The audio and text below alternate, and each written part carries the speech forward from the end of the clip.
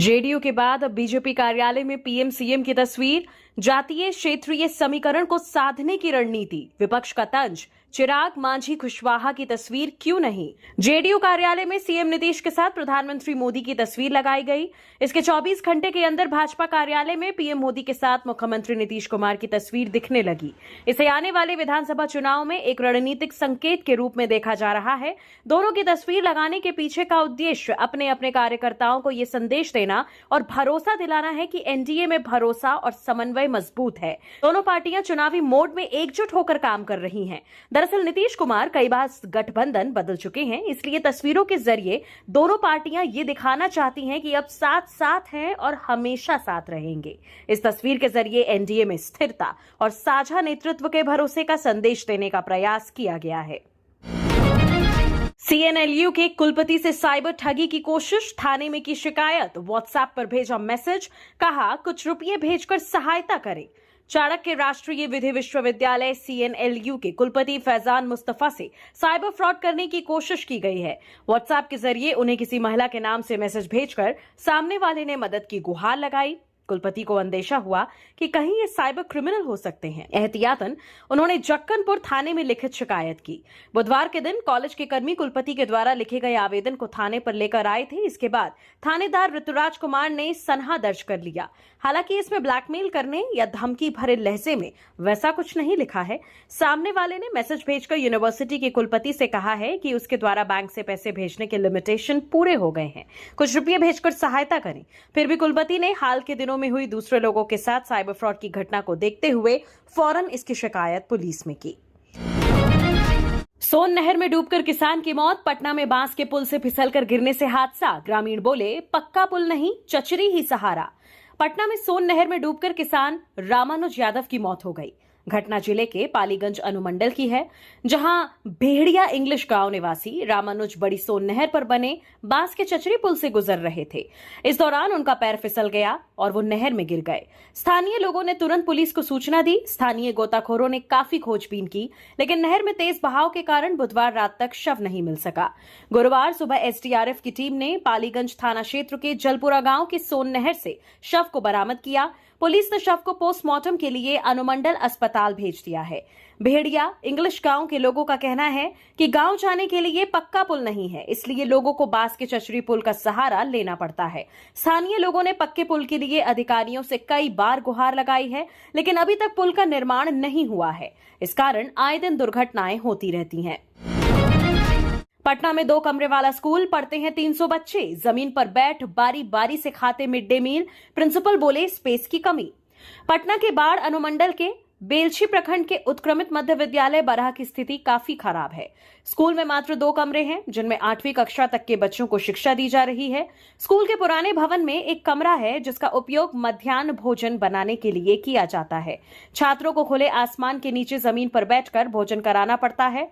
जानकारी के मुताबिक स्कूल में करीब 300 के आसपास बच्चे हैं। उनके बैठने के लिए दरी या कालीन की भी व्यवस्था नहीं है। स्थान की कमी के कारण सभी बच्चे एक साथ भोजन नहीं कर पाते और उन्हें बारी बारी से खाना पड़ता है। वहीं खाना खाने के बाद बच्चे खुद ही प्लेट भी धोते हैं। दिल्ली मेट्रो से ज्यादा होगा पटना मेट्रो का किराया। सबसे पहले रेड लाइन पर दौड़ेगी। सुबह 5 बजे से 11 बजे तक चलेगी मेट्रो। पटना में सबसे पहले रेड लाइन मेट्रो चलेगी। इसका न्यूनतम किराया दिल्ली से अधिक होगा। मेट्रो के अधिकारियों के अनुसार पटना मेट्रो का न्यूनतम किराया 15 रुपए होगा, जबकि दिल्ली मेट्रो का न्यूनतम किराया 10 रुपए है। पटना मेट्रो कॉर्पोरेशन ने 0 से 3 किलोमीटर का न्यूनतम किराया 15 रुपए तय किया है। इसके बाद 3 से 6 किलोमीटर का किराया 30 रुपये होगा। सबसे पहले कंकड़बाग के मलाही पकड़ी से पाटलिपुत्र बस टर्मिनल तक मेट्रो चलेगी, जिस पर सफर करने वाले यात्रियों को 30 रुपये किराया देना होगा। ये स्थिति तब होगी जब मेट्रो के परिचालन के लिए south Bihar power distribution company द्वारा नो प्रॉफिट नो लॉस पर बिजली दी जाएगी। इसको लेकर पिछले दिनों बिहार विद्युत विनियामक आयोग में जन सुनवाई हुई थी। पटना जंक्शन से बच्चा चुराया, 2,70,000 में बेचा। सीतामढ़ी में मिला मासूम, पहचान छिपाने के लिए बदमाशों ने सिर मुंडवा दिया, 2 गिरफ्तार। पटना जंक्शन रेल पुलिस ने प्लेटफॉर्म नंबर 10 से चोरी हुई 2.5 साल के बच्चे सोनू को सीतामढ़ी के खैरवा गांव से बरामद कर लिया है। बच्चा 28 जून को चोरी हुआ था। 30 जून को रेल थाने में शिकायत दर्ज हुई। अब पुलिस ने उसे सकुशल बरामद कर लिया। पुलिस ने इस मामले में बच्चा चोर गिरोह से जुड़े 2 तस्करों दीनानाथ शाह और टिंकू कुमार को भी गिरफ्तार कर लिया है। दीनानाथ ने टिंकू को बच्चा 2,70,000 रुपए में बेच दिया था। दीनानाथ एक सरकारी कर्मचारी है और पहले भी जेल जा चुका है, जबकि टिंकू ने इससे पहले एक बच्ची को खरीदा था। आरोपियों ने पहचान छिपाने के लिए बच्चे का सिर मुंडवा दिया था। पटना में हथियार के बल पर मोबाइल बाइक की लूट। दरधा नदी के पास अपराधियों ने घटना को दिया अंजाम। पटना की धनरुआ थाना क्षेत्र में अपराधियों ने लूट की वारदात को अंजाम दिया है। दरअसल पुनपुन के घुड़सौर निवासी सनी कुमार बुधवार की देर शाम अपने दोस्त के साथ धनरुआ आए थे। वापसी के दौरान दरधा नदी के पास अपराधियों ने उन्हें घेर लिया। हथियार के बल पर उनकी मोटरसाइकिल और मोबाइल लूट लिया। घटना की सूचना मिलते ही धनरुआ थाने की पुलिस मौके पर पहुंची। पुलिस अनुमंडल पदाधिकारी कन्हैया सिंह के अनुसार घटनास्थल के आसपास की सीसीटीवी फुटेज की जांच की जा रही है। शादी के 10 दिन बाद पत्नी प्रेमी के साथ फरार, 1 लाख रुपए और जेवरात भी ले गई। पति ने दर्ज कराया अपहरण का केस। बेतिया के श्रीनगर थाना क्षेत्र अंतर्गत एक गांव से शादी के 10 दिन बाद एक विवाहिता अपने प्रेमी के साथ फरार हो गई है। वो अपने साथ घर में रखे 1 लाख रुपए कैश के साथ जेवरात भी ले गई है। मामले में पीड़ित पति की शिकायत पर श्रीनगर थाना की पुलिस ने अपहरण की प्राथमिकी दर्ज की है। पीड़ित ने पुलिस से बताया है कि उसका टेंट का कारोबार है। 10 दिन पहले ही उसकी शादी नौतन थाना क्षेत्र के एक गांव की लड़की से हुई थी। 24 जून 2025 की रात उसकी पत्नी और माता पिता खाना खाकर सो गए थे। वो अपने काम से गया था। रात करीब 10 बजे जब टेंट हाउस का काम करने के बाद घर आया तो उसकी पत्नी घर से गायब थी। इसके बाद खोजबीन शुरू किया गया।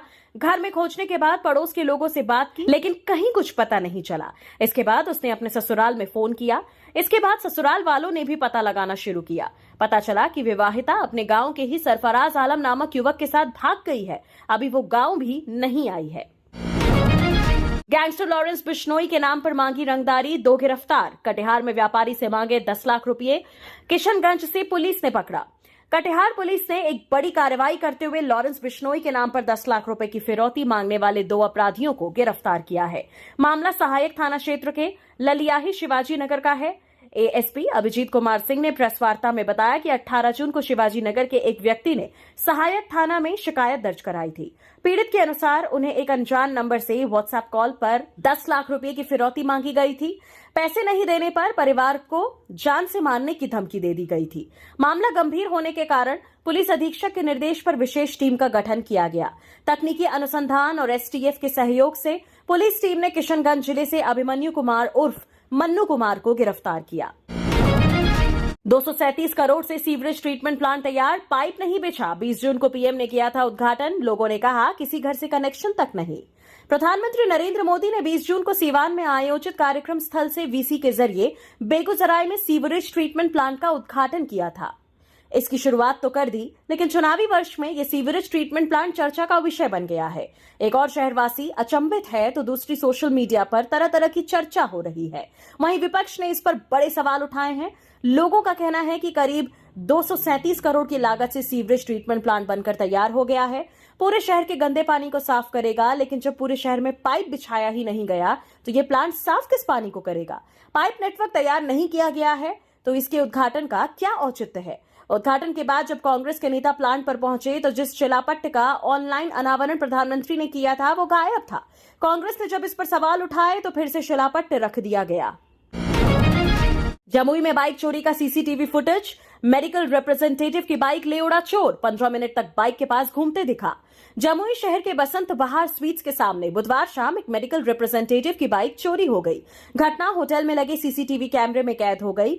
पीड़ित राजीव रंजन मुंगेर जिले के खड़गपुर के गौरवडी गांव के रहने वाले हैं। वो 2019 से जमुई में मेडिकल रिप्रेजेंटेटिव की नौकरी कर रहे हैं।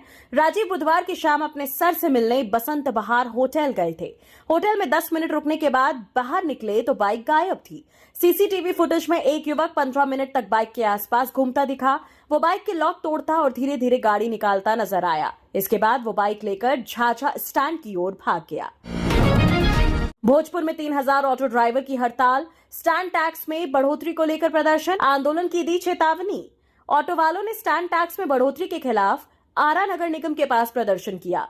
इस दौरान नगर निगम के खिलाफ नारेबाजी की गई। प्रदर्शन में सैकड़ों ऑटो चालक मौजूद थे। ऑटो चालकों ने एमपी बाग से रमना की तरफ जाने वाले रास्ते को जाम कर दिया, जिससे आने जाने में लोगों को काफी परेशानी होने लगी। ऑटो वालों ने निगम पर जबरन वसूली करने का भी आरोप लगाया है। ऑटो चालकों ने मेयर और नगर आयुक्त के खिलाफ मुर्दाबाद के नारे लगाए।